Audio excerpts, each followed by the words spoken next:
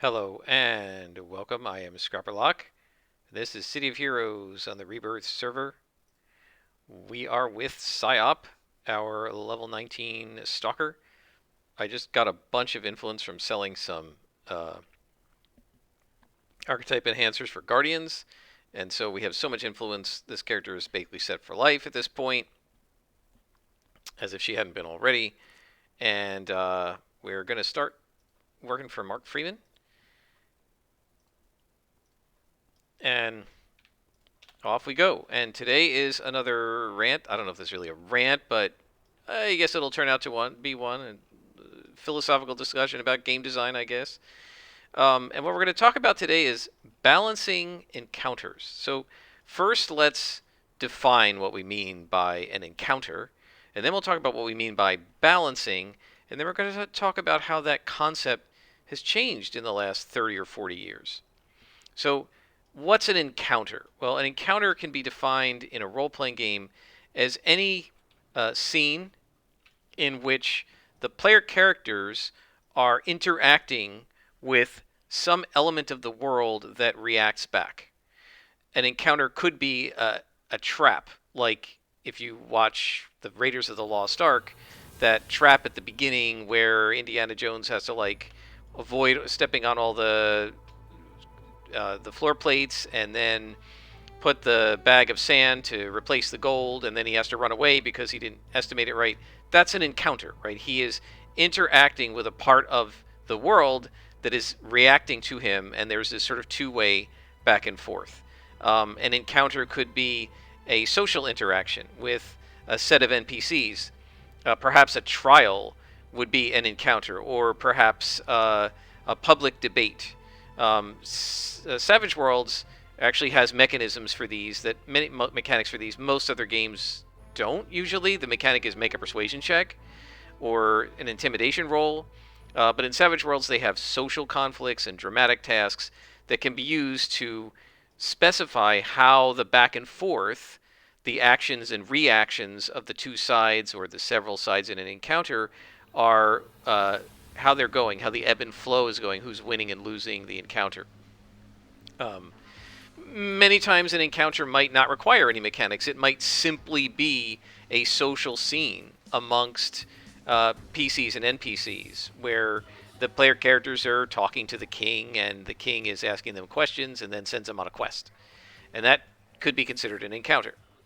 And then, of course, there is fisticuffs, right? The combat encounter. And this is where there are two sides, usually the player characters and some monsters or NPCs or villains in the case of City of Heroes. This is an encounter, right? We just had an encounter with a lieutenant and a minion who are level 19, just like I am. The lieutenant is a yellow con because he's quote-unquote supposedly tougher than I am, but you saw I one-shotted him. And the minion is a white con. Of course, what this means in City of Heroes is different from other games. In other games, a white con means it's equal to me. In City of Heroes, a white con means three of them are equal to me. Or three of them would give me an even fight. Not true by this level with all of our enhancements and with my experience with the game and with a stalker, but that's at least theoretically the way they have it tuned. So each spawn in City of Heroes generates a combat encounter. There might be puzzles that could be an encounter as well. And so an encounter is a discrete scene or a period of time in the game when you're playing where there are two sides to some degree.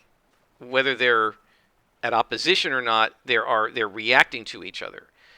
So the puzzle and the people trying to solve it, or the trap and the people trying to get around it, or the king and the player characters who are talking to him, or the judge and the jury, whatever. And combat, of course, the two sides that are fighting each other. And so all role-playing games basically proceed by a series of encounters. Even if you watch sort of the actual play shows where they're doing a lot of sort of improv acting and social stuff, those are still encounters, and each scene is kind of an encounter between two or more entities, right? The player characters and something, whether it's somebody to battle or a puzzle to solve or what have you. And so that's what we mean by having encounters. So that's sort of the first definition. And then the second definition is, what do we mean by balanced encounters? What do we actually mean by that when we talk about balance?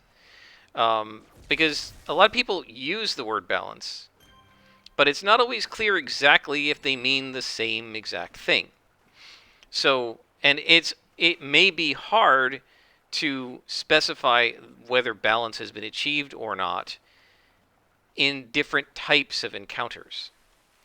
But in the general sense, what people are mostly talking about when they use the term a balanced encounter is they mean that the encounter is like this, right? This is a balanced encounter. According to the developers of City of Heroes, having a single yellow con even level lieutenant and a single minion is a fair fight for a single level 1 character.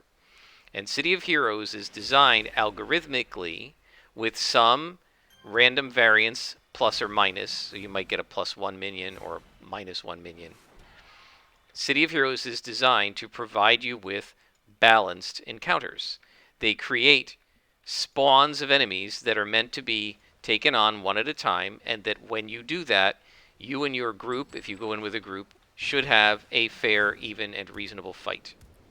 If we're talking about a social encounter, right, like a social conflict in Savage Worlds, that would be similarly specified to be equal. You would imagine that the speaking skill, the persuasion and such skills of the two sides would be approximately equal. You wouldn't have one character with, who's a wild card with D12 in persuasion against an extra who has D4 in persuasion. That wouldn't be a balanced encounter because the guy with the D4 would get crushed, right?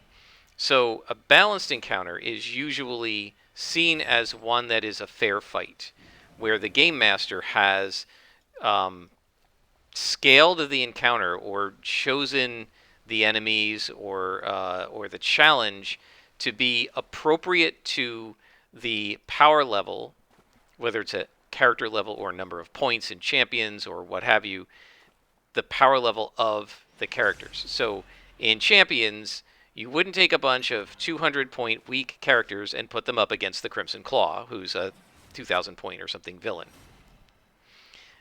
You also wouldn't take the 450-point superheroes who are uber powerful and put them up against Foxbat, because they would mop the floor with him. I mean, you might be able to do a funny encounter with him, but even so, you probably need to use him against low sort of beginning level heroes, because the higher level heroes will just crush him. He's just got a ping pong ball gun. He's, as they say in the book, he's crackers. He's a nut. He thinks he's a superhero. He's actually a non-super villain, and he's funny, but he's not powerful. And an actual battle against Foxbat with 450-point superheroes would last about one phase. They'd KO him in a single shot. It wouldn't even be worth doing. And so, and it's similar in other games. You don't usually see a party of 10th level characters fight 3 goblins, who are all like below first level. A party of first level characters would crush 3 goblins, let alone 10th or 15th level. And so the concept of balance is that you've designed the encounter, whether it's a puzzle or a trap, the difficulty, the challenge rating of the trap, right? The DC, as they call it in D&D, or in Savage Worlds, it would be the penalty, right? So a -4 trap, you wouldn't put up against newbie player characters because they probably wouldn't be able to survive it. And we got a boss I didn't see. Oh, no, he's a lieutenant. Okay, I thought he was a boss. So if this guy is part of this encounter, which he's not, but I aggroed him by accident, this would be considered a hard encounter, like maybe an unbalanced encounter. This isn't balanced. I'm fighting 3 lieutenants, one of them orange. That's not how the algorithm's supposed to work, right? This is could be considered an unfair fight, although I will have no problem with it. Algorithmically, it's not what's normally supposed to happen, but it is within the variance of how they program the rules, right, of City of Heroes. So a balanced encounter is one that is of an appropriate challenge level to the player characters, whether it's appropriate for their ability to solve the puzzle, or it's appropriate for their ability to win the battle, or appropriate for their ability to win the debate, or appropriate for their ability to disarm the trap, right? Whereas an unbalanced encounter would be one that is either way too hard or way too easy. So if this character has to fight like 3 purple bosses at once, that would not be a balanced encounter in the sense that most people mean balance for this character by herself, right? Because she's only 19th level, and 19th level characters can't necessarily easily take out purples. Now, by 50th level, she will be able to take out purples, but at this point, no, right? And so that's what people mean by balance, right? That the encounter is, for lack of a better term, scaled to the difficulty that you're capable of handling. And in fact, City of Heroes has completely scaled not just missions, but they actually have a type of enemy called giant monsters that are completely scaled. That is, a level 5 character and a level 50 character could fight that monster, and they both would be able to contribute pretty well because the monster scales. It's taking percent damages and doing percent damage rather than doing a raw number. So instead of this strike here, right, does whatever it was, 240 damage to this guy, right? But to a giant monster, what it's going to do is some percentage of damage. So it might do 1,000 damage to the giant monster, right? And that allows characters of vastly different levels to team up against giant monsters and fight them together, right? So that's like forced scaling. It's not, they didn't even try to do an algorithm to scale. It's just like, no, it scales. You get hit, you take 10% damage, you do damage, you do 10% damage, and that happens no matter what level you are, right? And that is, that's like really balanced, if you want to call it that. It's uber balanced. So, and you'll see here now, I'm fighting 2 lieutenants at a time here. These are, by the COH algorithm, this is an unbalanced fight, right? It's much harder than the default.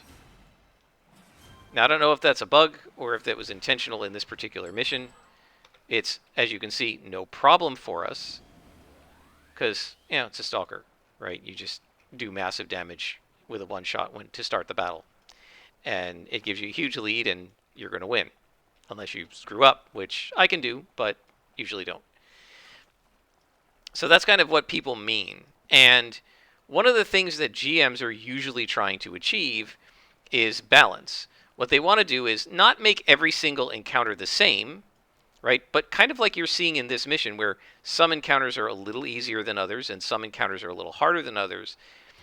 The goal with a GM is usually to put out a variety of encounters of varying difficulty levels, from easy to nearly deadly, right, or maybe actually deadly, and provide some variety to the players in terms of their range of experiences they're getting with these encounters. And again, we're not just talking about deadly combat. There could be a deadly trap or a deadly puzzle or a potentially deadly social conflict in which, if you lost the social conflict, you might be sent to the gallows, right? And deadly social conflict in the sense of like really, really hard, right? Almost impossible to win. And so they actually have, in many role-playing game books, they have a system, definitely in D&D, Pathfinder, several others, to calibrate how hard the encounter is. How difficult is this trap going to be? And they'll say, well, you know, if you want it to be an easy trap, it might be difficulty class 10. If you want it to be a medium, it might be 15. Hard is 20. If you want it to be a light trap, it might be 2d6 damage. A medium trap, it might be 46 damage. A deadly trap, it might be 66 damage. So if you have a brutally hard deadly trap, might be doing 6 die 6 with a DC of 20, and so forth. And so what the Game Master is usually trying to do, as I said, is provide a range of experience so that it's not all deadly or all easy, but some things are easy and some things are hard and some things are in the middle. And balance then is discussed in the sense of, is the GM able to accurately predict how difficult the encounter is going to be when he sets it up? And many people actually complain, many GMs complain about D&D because the challenge rating system, which is supposed to tell you how hard things ought to be, kind of doesn't work after you hit about level 5 or 6.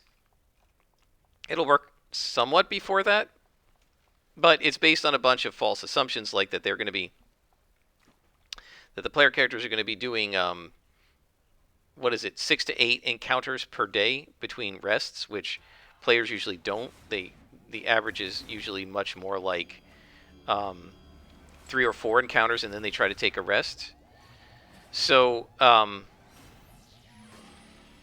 so one of the problems is trying to balance that is very difficult because many role-playing games have resource management. That is, it matters how often you rest, whether you can rest, and that sort of thing, and you are going from encounter to encounter, weakening yourself as your resources get lower, and so the encounters are built on the assumption that you're gradually being worn down, and if you aren't being worn down, or if you're being worn down faster than they expect, then the encounters will be correspondingly harder or easier than expected.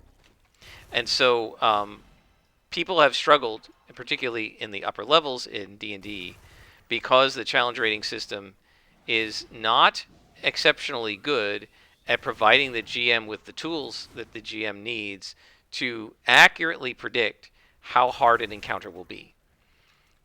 The algorithm they give you will say this should be a deadly encounter, and the player characters curb stomp it. Or it'll say this should be an easy encounter, and the player characters have trouble with it. Now, mostly that doesn't happen. Mostly what happens is it's easier than predicted. And so GMs have a lot of trouble trying to set that up. And it's true in other games as well. But here's the interesting part when we talk about balance, is that this concept that every encounter should be balanced. Wait a minute. I just targeted somebody. Where is he? How did I miss that? There. Every encounter should be balanced is kind of the idea of today. And the question becomes, where'd that come from? Because it's actually not a traditional concept from the 80s, 70s and 80s, when role-playing games were first being created. There was not necessarily any expectation of balance.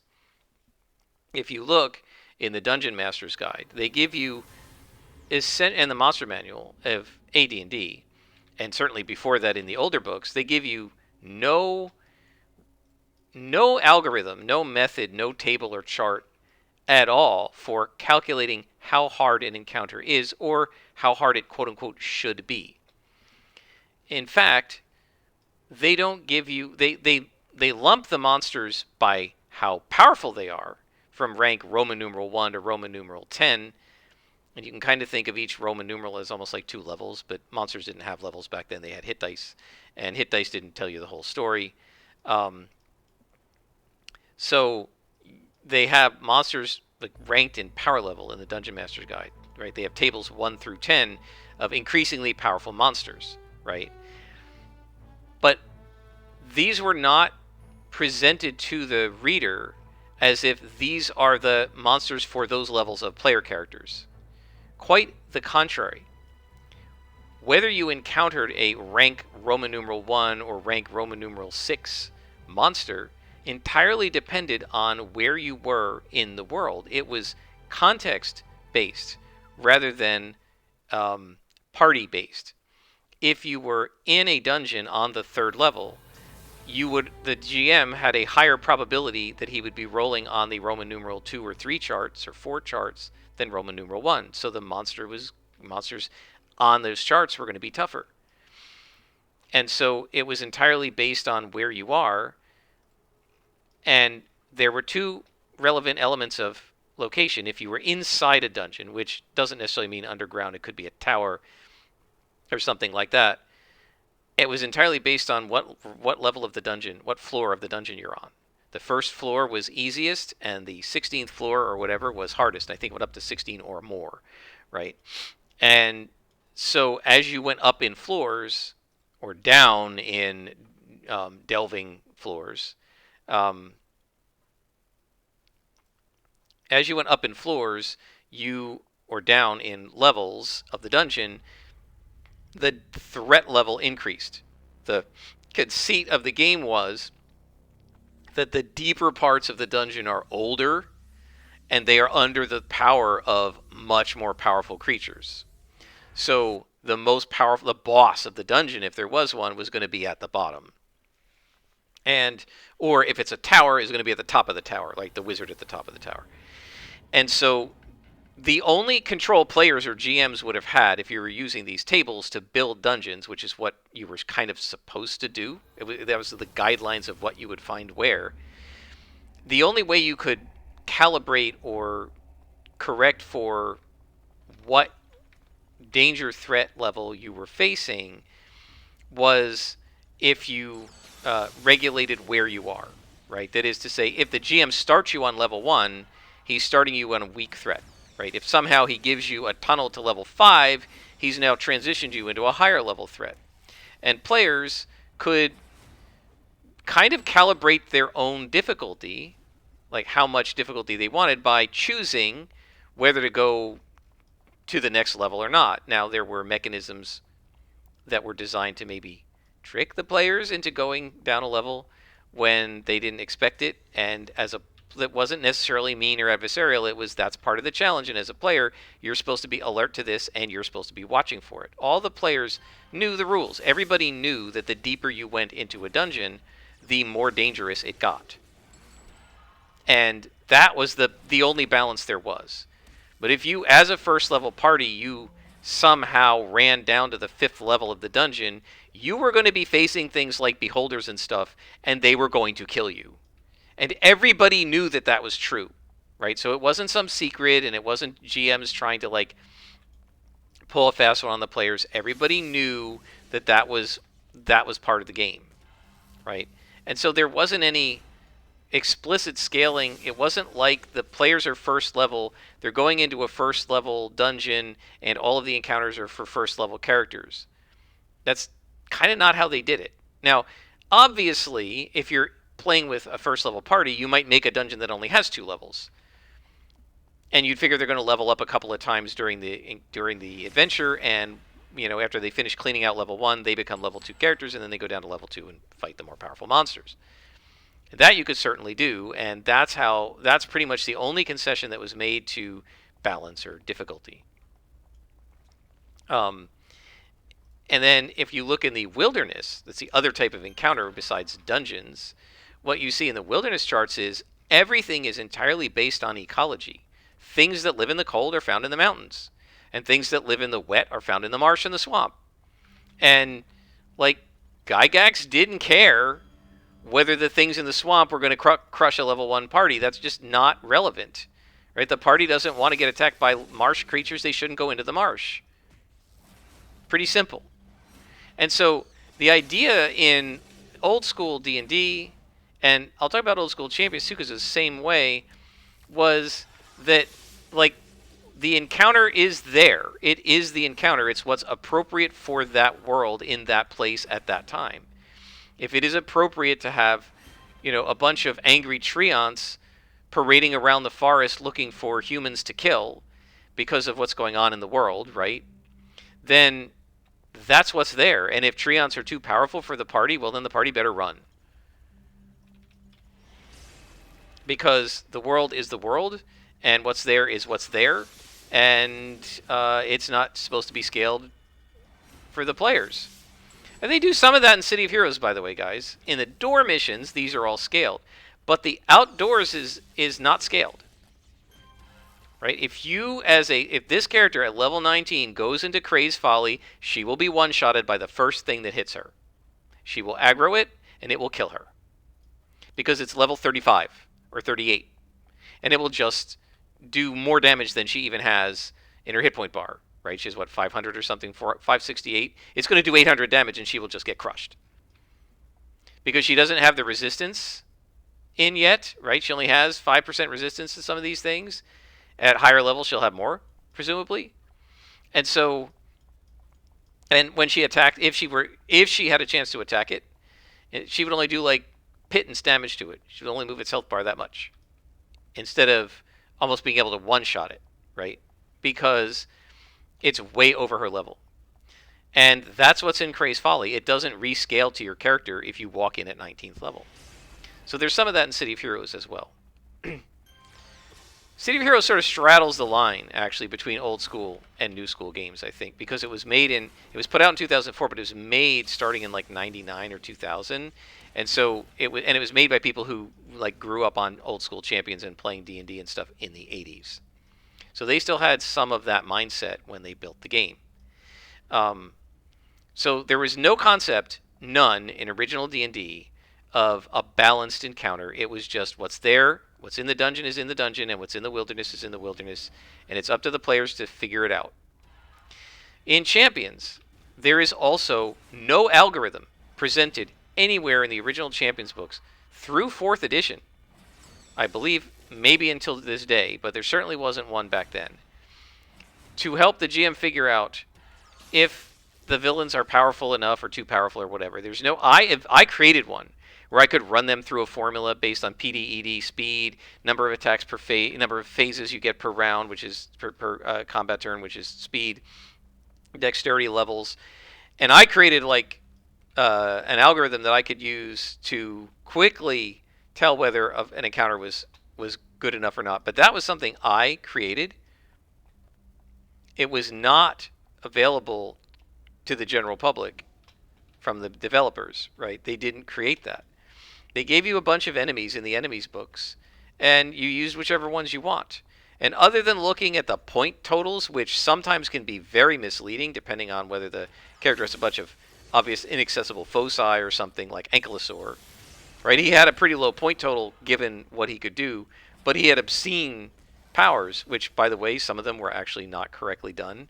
The way they did the multi-power in the original enemies book with Ankylosaur was like cheating, and it actually confused all of us on how putting limitations on a multi-power slot works in Champions. Because what's supposed to happen in the rules, and it says it in the rules, if you got a 50-point multi-power and you have a 5-point slot, an ultra slot, which means all the points have to be put into it, is cost 5 points. That gives you 50 active points of power that you can put into the slot for 5 points. And you have to put all 50 points in there, right?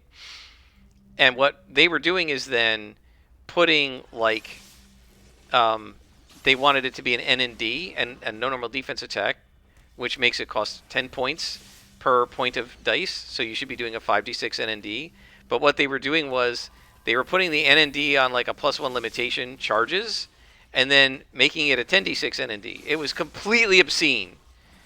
And yeah, they broke their own rules. And I don't know why they did that, because an obvious reading of the rules tells you that that's not the way to do it. But because they did it that way, it confused the heck out of us. In any case, my point with Ankylosaur is he was obscenely powerful for the number of points that he had.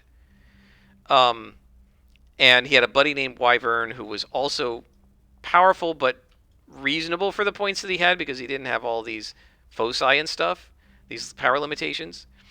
And so the two of those guys would be a rough fight for a single group of heroes, but by points you wouldn't know it, because they were only worth the same points as two of the heroes. So you'd think, well, we need more villains, but if you put more villains in there, it's going to be one heck of a fight. I found that out the hard way.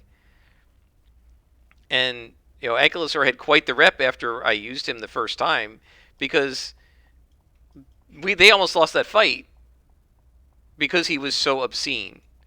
And there wasn't any way to easily tell from the points totals or from the individual slots that he had in his multi-power. It was more the combination of stuff that made Wyvern and Ankylosaur as a team so brutal.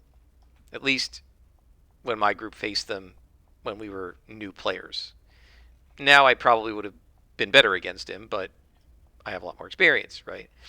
So there wasn't any mechanism, really, other than total points in Champions.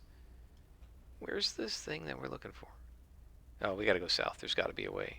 There wasn't any mechanism in Champions, nor in original D&D, nor I think in Star Frontiers, or any of those old school games, to really calibrate the encounters so that the encounters were appropriate. If you then look at, that's just combat. Now if you look at non-combat, there was no such thing as a difficulty class in old school D&D, right? A trap was just a trap. And you had a chance to detect it, right? The thief just had a percentage chance to detect traps based on his level. And if he made it, he made it, and if he failed it, he failed it. If it's a poison, it's save versus poison or die. Yeah, it's easier to save versus poison at higher levels than low levels, and that's it. So in many of these cases, the challenges were actually harder at low level because you had a lower chance to succeed, and then it got easier as you went to higher levels. So not only wasn't it scaled for easy, it was actually scaled for harder, if you think about the way it mechanically worked. Nobody had a problem with this. Nobody objected to this. We all kind of recognize that you're much more likely to die to a poison needle trap when you're first level and you don't know how to handle it than when you're 10th level and you do. And so you just, kind of accepted it. So the question becomes, if that's the way these games started, how did we get to a point where almost all of them, Savage Worlds doesn't do this. They explicitly say not to. They don't balance encounters there, and they won't give you an algorithm to balance them. They refuse. But except for that game, and Call of Cthulhu, where it's not supposed to be balanced, most games provide a mechanic for the GM to balance encounters so that they're appropriately difficult, not too hard, not too easy, variable difficulty, etc. And players, for the most part, seem to demand that this be the way it is. They'll get mad at DMs for unbalanced encounters. You can go on to Reddit or D&D Beyond, and you can see people complaining, is my DM unfair to me? They put this unfair encounter. And some people will respond, yes, this is unfair. You couldn't beat it. Other people will say, why didn't you run away? So there's this tension. But I think the majority of the player base today expects balance. They expect something like this City of Heroes mission where all of the encounters are approximately balanced. They're not all equal. We have fought from blue to orange cons here, right? But they're within plus or minus a given range.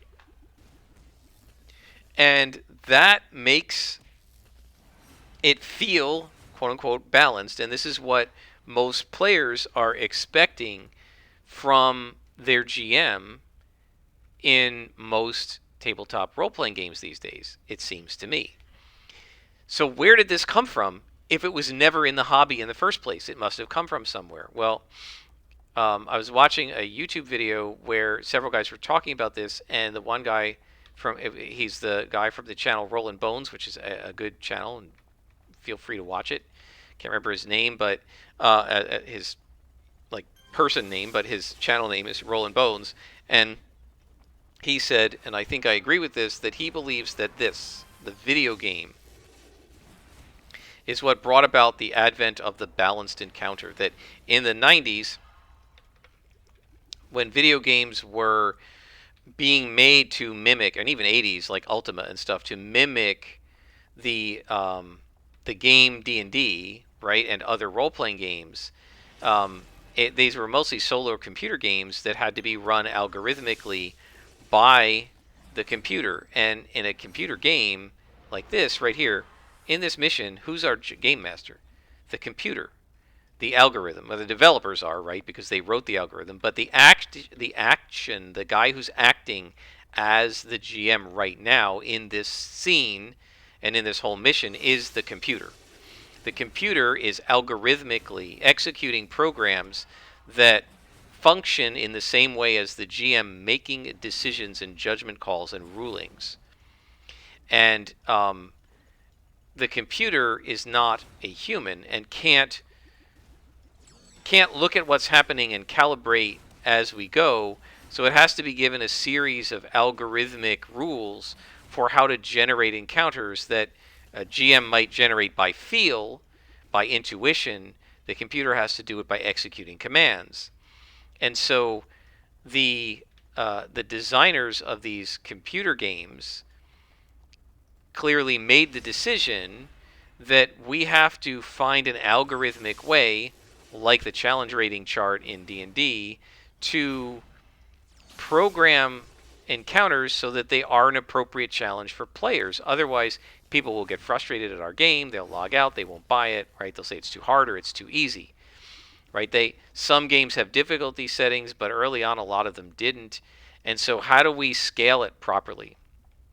Well, if we have levels and they're pretty rigid and we know how power level goes up with character level, we can just make the same level enemies that you are. And so you end up with computer games that have, over time, it didn't happen initially, but over time, been like City of Heroes, right? Whereas this mission spawned level 19 to 20 enemies because I'm level 19. But if I had walked into this mission at level 17, we would have been fighting level 17 and 18 enemies rather than 19 and 20. And so what he argued is that the idea of balance has its genesis in computer games, and then because there's a feedback between these two entities, more and more people came to tabletop games from computer games. Right? Initially, everybody who went into the role-playing computer game hobby, right, with Ultima and Zork and all those, these were people who almost exclusively and entirely had been people who had tabletop role-played. And they were looking for a single-player role-play experience that they could get from the computer when they couldn't play D&D or Champions. And so games like Ultima 1, 2, 3, 4, not online yet, were there to scratch that itch. Same thing with Zork and the other Infocom games. And so you were looking for that experience, but you didn't want it to be ridiculously hard or ridiculously easy. So over time, the developers started developing mechanisms for making it scale. And then the games became popular, and people who had never played D&D, who had never played Champions, who had never played Star Frontiers, right? They began playing Ultima 6 and Ultima 5 and Ultima Online, right? And these other games, EverQuest. They came into the hobby from the computer side of things, and they had experienced in the computer side of things this algorithmic scaling. And so when they got into the tabletop hobby from the computer hobby, right, they expected the GM to treat encounters the way the role-playing game on the computer treated it. And so if all of a sudden they walked into their level 1 and they walk into a dungeon, they're fighting level 10 monsters, what happened? That's not the way the computer does it, you see? So we have a whole generation of younger role players whose introduction to the hobby was the computer version of how this works, and then got into tabletop later, and they have a different set of expectations because of the way computer games are structured and the way they're built.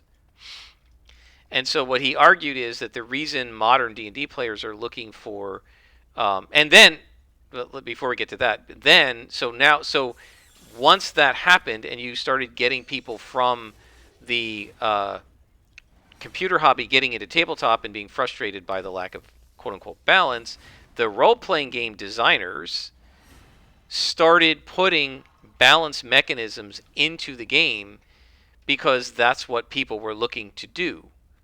And so now you have the tabletop games that are where the expectation is now to balance the encounters also, right? Because it's been in the hobby that long that it's just now part of the hobby. And so you have this sort of expectation now in almost all role-playing games, again, Savage Worlds being a notable exception, that encounters in the tabletop role-playing game should be balanced, much the way they're balanced in a computer game. And the argument that the guy in Roll and Bones made is that that's literally because of computer games, because many people in the hobby today started out playing computer games and then found tabletop, rather than starting out tabletop and then finding computer games. Right? Computer games have, for decades, been much better sellers than pencil and paper tabletop games. Much better, by billions of dollars. And so the vast majority of people who came into the hobby of role-playing came to it through something like City of Heroes and not Champions. And so, because of that, they're looking for a different type of experience than the type of experience that was common and the type of experience that was expected back in the old school days, right? And so that's where this kind of demand for sort of hyper balanced content comes from. And I mean, I got used to it too, even though I started in old school D&D. Let's remember that my desire for having balanced encounters was so strong that in Champions I created my own, what today would be a spreadsheet. Back then it was on sheets of paper, and I used a calculator, but I created a giant like computer model almost in manually, on paper that would help me balance encounters, right?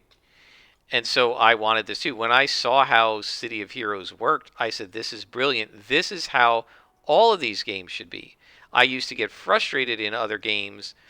The older versions of the games, even from the 90s, some of them didn't have algorithmic scaling to the extent City of Heroes does. And I was like, that stinks. Like, this is, to me, this was perfect. Every mission is as hard as it needs to be. But when you do that, there is a consequence, right? The world feels very fake. It's hard to fool you into thinking that it's a realistic world because it doesn't make sense that everything would just be the right exact level for you. And so it strains the verisimilitude. Whereas if you walk into a place that suddenly got too powerful of a monster, well, it feels like a real place because that could happen. And or if the trap is like brutally deadly, it feels like it's a real trap because that could happen. And the fact that these games scale it so that it kind of can't makes it feel very, for lack of a better term, very artificial. Now, it's a game, so there's going to be some level of artificiality no matter what. But the people who are kind of more advocates, shall we say, of the old school way would argue that if you want the world to feel realistic, you have to have it have varying levels of danger that are scaled to where the threat is coming from, not who is facing the threat. I'm not sure there's a right or wrong answer to this, but I think that it's interesting to consider the patterns of how these things came about. And I think that it's definitely true that people who came into the hobby post computer RPG have had a different experience fundamentally than those who started before computer RPGs, because the computer games introduced innovations, shall we say, like the very strict encounter scaling into the game that simply didn't exist in the 70s and 80s. And it wasn't an expectation of the players that it would. And so it leads to a very different set of expectations and a very different type of play compared to the old school game. So anyway, I guess those are my thoughts on kind of, I don't know what's the term, how this works. And that's where I think the origin of balance comes from, and why balance is considered really important by modern players, but was not considered important back in the day. And so anyway, hopefully that was an interesting little, I don't know, diversion. I don't know if this was really a rant. I'm not really arguing that anything is necessarily better. I actually, as a player, as I said, went through a transition, right? I started out, things weren't balanced. And then over time, I got more expected. I played a lot more computer games than tabletop games. Like after the early 90s, when I went to grad school and stuff, I didn't really have anybody to play role-playing games with, so I was playing all computer games. And those games started out not being balanced. And then over time, I witnessed more and more balance. And then got to this City of Heroes, which is like the ultimately balanced game, at least for the door missions, not the streets. But even the streets, you know what level to go to for each chain of story arcs. So you just stay in Steel Canyon when you're 19th, 15th, and 19th level, and you're good. Um, so I experienced more and more extreme levels of balance, and I got used to it. And I felt like it should be balanced, and I did. I just ran my whole Roman campaign balanced, pretty much. Um, there really wasn't. I didn't build stuff like in the abstract. Here's what's here, and then when they go to it, if they're too low level, too bad. No, I basically, when I knew they were going to a dungeon, that's when I built the dungeon to the level they approximately were. So I balanced it all. But what I've recently done in the last couple of years is sort of turned around on that. Is I really feel the artificiality of that as a player more so than as a GM. And I've come to actually become much more interested. I don't want to say prefer because I haven't actually played the unbalanced way in a long time, but I think I'm going to prefer that if I can find somebody to run it for me and would prefer running it too. I mean, yeah, the players might get wiped, but um, I feel like it's much more realistic. And one of the things that I've come to really value in role playing games, especially tabletop, because I feel like the imagination factor enhances the believability. Here, what we see is what we get, and if it looks a little fake, it looks a little fake. I think City of Heroes is very immersive. For its time, it was brilliant, and even for today, I love it and I find it immersive and I do enjoy it. But you can see that this truck is basically a box, and it doesn't look like a real truck. You know, um, the imagination is going to imagine a real truck and whatever else, and I feel like it's more immersive when there's a higher degree of believability and verisimilitude to the world.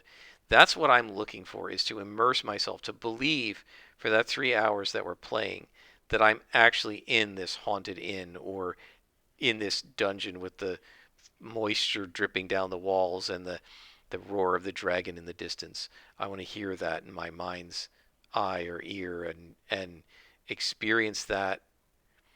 And I feel like making the world more variable and real and less tuned to the exact difficulty level that the player characters can do makes it feel more like a real place, because the real world is like that, right? It's not true that if you are a beginner climber and you try to climb Mount Everest, the mountain will be easier. If you're a beginner climber and you try to climb Everest, you'll probably die. So that type of thing makes the game feel more real. The world feels more like a real place. And what I found that I'm really searching for in these role playing games is that immersive verisimilitude. And anything that, and you'll see this pattern in all of my rants, I think anything that makes the world cartoonish or gimmicky or artificial, fake, pulls me out of that role playing experience. Now, that doesn't mean everybody has to feel that way, but I think that's just the way that I have come to find myself feeling about this. And so it's one of the reasons I prefer grittier, more low magic worlds. I was never a fan of grit before, but I think one of the reasons I like it is because, again, it feels more real than a world where magic is just splattered all over the place. Again, that feels more cartoonish. Right? It's sort of the same reason that people objected in the Star Wars movies of the 90s, Phantom Menace and so on, to all of the CGI, right? The computer effects. They felt like there was so much of it, and it was so many structures that were physically impossible or unbelievable, like Gungan bodies and stuff, that your mind has a harder time accepting it because it's almost like a high magic world. It's just everywhere. And so it becomes very hard to accept it mentally. The illusion shatters. And I think a lot of people, when they were objecting to Phantom Menace, were objecting to the shattering of the illusion. It's why a lot of people like practical effects movies like The Thing, John Carpenter's The Thing. A lot of people love that because since it was practical, all of the effects were in the room with the actors, and there was nothing that looked fake. And so your mind could accept it, right? It was low magic in the magic of special effects, right? It was understated. There wasn't as much of it as there would be if it was CGI. And they did a sequel to The Thing where they did CGI, which I haven't seen. I've heard it's not that great. And a lot of people said the effects weren't as good. Even though they were technically probably better, it felt fake. And I think because it's artificial. And I think that it's the same thing with doing missions like this where every single mission is scaled exactly to my challenge level, right? I can go into every mission. I always have the same tray of inspiration, guys. Why? Because it's the same mission every time. Literally. So once I have a tray of inspirations that works for one mission, it'll work for every mission. If you didn't know how hard it was going to be when you walked into a mission, and you had to do it once you were inside or run away, if you didn't know, you would have to scout the mission out, go back out, and then figure out what inspirations you were going to need, right? But I never have to do that because I always know these inspirations will be good, right? I never have to, you can do multiple builds in a City of Heroes character. I've never done it. Why? Because this build, I can make this build good for all time zones, right? Good for every mission. Now, part of it is I know what I'm doing, but part of it is there's no variability. Every mission is essentially the same difficulty. Now, I still enjoy the game, but it is artificial. And at a tabletop, where you can't run through all, like the thing about tabletop is a combat doesn't take 4 minutes like it does here. It takes an hour and a half. So running through a dozen straight balanced encounters can get kind of boring because it's the same thing for 3 or 4 sessions in a row. Whereas here, 3 or 4 dozen encounters is over in 10 minutes, right? So I guess what I'm trying to say is my preference has shifted from the old way to the more modern, balanced way. Was like that for decades, and now I'm shifting back. I never would have thought when I entered the D&D hobby again 3 years ago. Literally, it was 3 years ago when I was buying the books, and I was reading 5th edition saying, oh, this is so much better than the original. I never would have thought that 3 years later I'd be saying, actually, I think AD&D was a better game. But I do. Now, there are things about AD&D. The rule book is not well written, although the current rule books aren't very well written either. There are some very, esoteric, archaic, and unnecessarily complicated rules. And so I think that probably you're better off playing one of the modern reskins of AD&D, like Adventures Dark and Deep, or Lion and Dragon, or Old School Essentials or something. Basic fantasy that reskin it but keep the same basic principles, that things don't scale, that there is a real chance of death, your character might die, probably will, and that the world is that's more of a survival horror game where the world is real and dangerous, and it's not just a series of cartoonish set pieces that are just exactly the right challenge rating for you every time. And so I feel like I've gotten much more interested in that older style, even though I haven't gotten a chance to play it. I definitely want to. And it's why those harsher games like Call of Cthulhu are also appealing to me. Anyway, that's my rant for today. I hope you've enjoyed. Until next time, I am Scrapperlock, and this has been City of Heroes on the Rebirth server.